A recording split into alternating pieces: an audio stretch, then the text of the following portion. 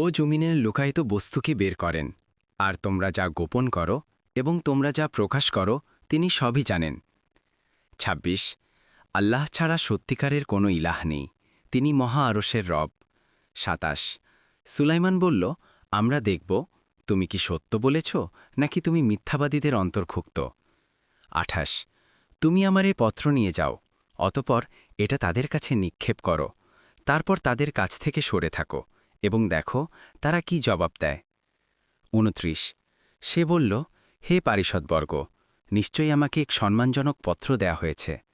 ৩০ নিশ্চয়ই এটা সুলাইমানের পক্ষ থেকে, আর নিশ্চয়ই এটা পরম করুণাময় পরম দয়ালু আল্লাহর নামে। ৩১ যাতে তোমরা আমার প্রতি উদ্ধত না হও এবং অনুগত হয়ে আমার কাছে আসো। ৩২ সে বলল, হে পারিষদবর্গ, তোমরা আমার ব্যাপারে আমাকে অভিমত দাও, তোমাদের উপস্থিতি ছাড়া আমি কোনো বিষয়ে চূড়ান্ত সিদ্ধান্ত গ্রহণ করি না।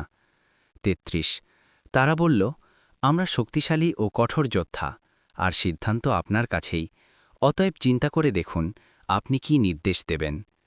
৩৪ সে বলল, নিশ্চয়ই রাজাবাদশাহরা যখন কোনো জনপদে প্রবেশ করে তখন তাকে বিপর্যস্ত করে এবং সেখানকার সম্মানিত অধিবাসীদেরকে অপদস্থ করে, আর তাই তারা করবে।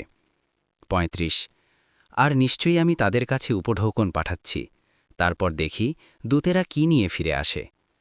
৩৬ অতপর দূত যখন সুলাইমানের কাছে আসলো তখন সে বলল, তোমরা কি আমাকে সম্পদ দ্বারা সাহায্য করতে চাচ্ছ? সুতরাং আল্লাহ আমাকে যা দিয়েছেন তা তোমাদেরকে যা দিয়েছেন তা থেকে উত্তম।